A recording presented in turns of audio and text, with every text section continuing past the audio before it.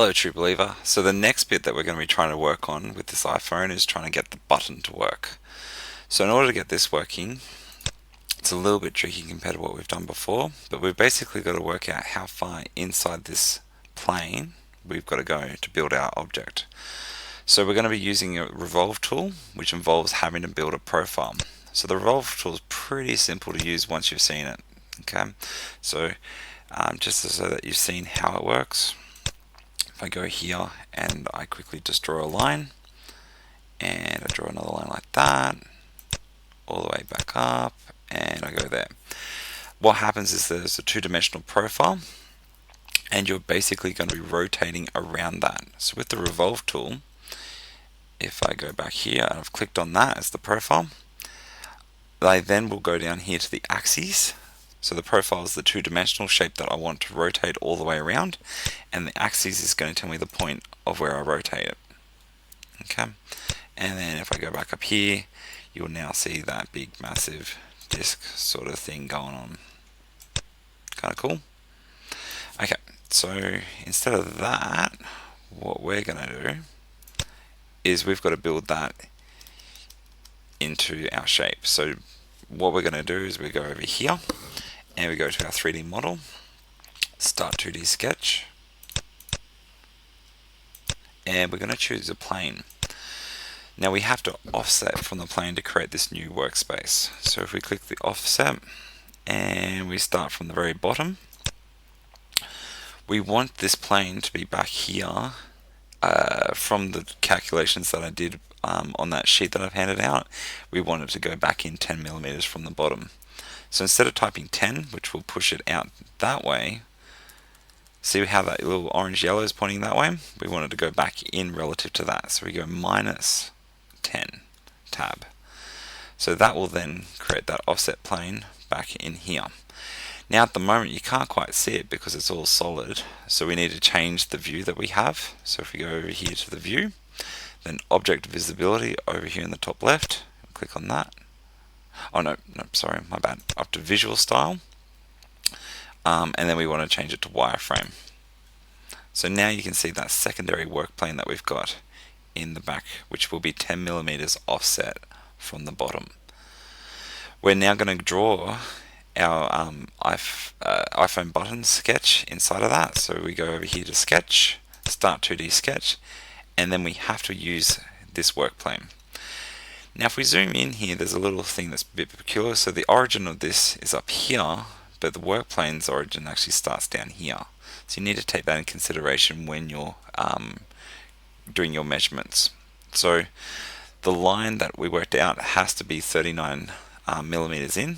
So we actually have to subtract 5 millimeters. So it needs to be 34 millimeters in from the left on this second work plane. So we go across the line and see how the origin's there instead of up here where everything else has been calculated from. So the origin's going to start from here, from this work plane. And we need to go across tab 34. And we want to start 2 millimeters up above it so that we're at the top of the plane. So we click there, and we're going to go down 2 millimeters, tab, and then we're going to click and just zoom in there, and we're going to go across 2 millimeters to the right. Yep, and then we press escape to get out of the line tool. Then we zoom out, go back to this line tool and click. Line this up with the green dot, so see how it's yellow, yellow, yellow. We go to the green dot, click, and we move across 5 millimeters now. And then click, and then we press escape. So now we have these two top bits. Now we want to have a curve that goes from this point down here that's 2 millimeters offset up to this 5 millimeters up here. So we're going to use the arc tool. So if we click the arc tool, what happens is you create an arc between 2 points, and then you've got a third dimension that creates the curve that's going to occur between those 2 points. So we click on the 3-point arc, click again, yellow, yellow, yellow, green. So we click on that dot, and then we go straight up to the other dot. So that creates the 2 points that we're going to create the line between. But now we want to create that arc. So as we move that up and down, see how it makes it a circle now? So we want to create it so that it actually makes a tangent with the bottom bit down here. Now there is a couple of ways of doing it. One way, which I find is the easiest, is you just keep moving it until you get that little yellow white dot that you can see just next to the 2mm line.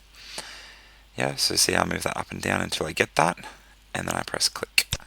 So that now creates that curvature. Okay, so now we've got our sketch done. We now need to create the rotate tool. So we go back up to our 3D model, the Revolve tool. We click on that.